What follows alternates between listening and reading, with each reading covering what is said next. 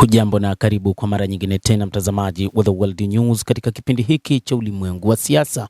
Ripoti yetu ya leo inaelezea juu ya namna Papa Leo wa 14 wa Kanisa Katoliki ambaye ameomba msamaha wa kihistoria siku ya jana Jumatatu kwa jukumu la Holy See, ambapo Kanisa Katoliki lilihalalisha utumwa na kushindwa kushutumu kwa karne nyingi, akiita rekodi ya Vatican kuwa jeraha katika kumbukumbu ya Kikristo.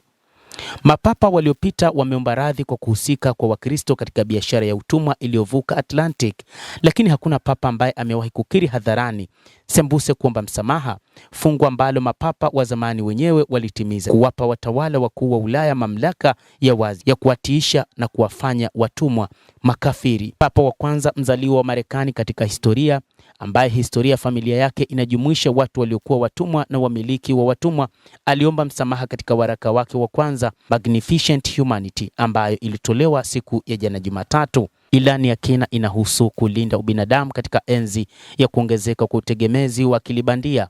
Leo aliibua biashara ya utumwa iliyovuka Atlantic kuhusiana na kile alichokiita aina mpya ya utumwa na ukoloni ambazo mapinduzi ya kidigitali yanachochewa, kama vile kazi inayodhibitiwa inayohitajika ili kupata madini adimu yanayohitajika kwa chip za AI.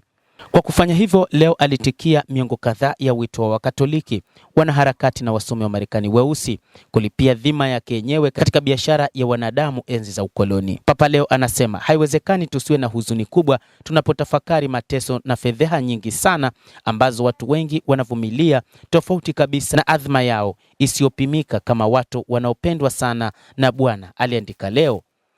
Kwa hili tunapaswa kuomba radhi, alisema Papa Leo. Karne nyingi za kuhalalisha utumwa wa wakoloni wa Ulaya, Vatican imesisitiza kwamba daima ilidumisha utu wa binadamu wote kama watoto wa Mungu, lakini mfululizo wa maagizo ya karne ya 15 kutoka katika Vatican yaliwaruhusu watawala wa Ureno kushinda Afrika na Amerika na kuwafanya watumwa wasiokuwa Wakristo.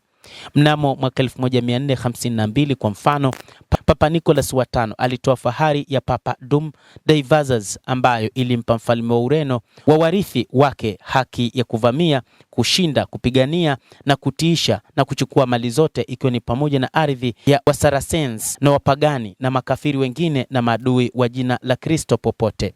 Fahari hiyo pia iliwapa Wareno ruhusa ya kupunguza watu wao wenyewe kwenye utumwa wa kudumu.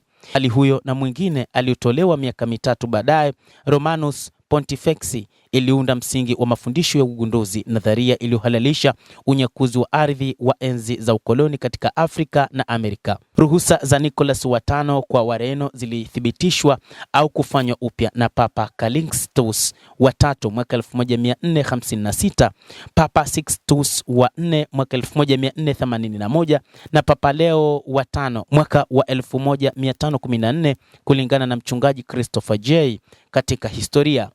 Kaleman, kuhani wa Jesuit na mwandishi wa ukandamizaji, wote walitaka utumwa kukoma. Historia katika Kanisa Katoliki inaeleza kwamba hali ya utumwa ilikuwa ikichochewa zaidi pia na mapapa waliopita, na hata katika wakati huu Papa Leo anaona ni wakati wa kuomba radhi na kwamba ulimwengu unapaswa kutambua Ukristo haukubaliani na masuala ya utumwa, kwani binadamu wote ni sawa.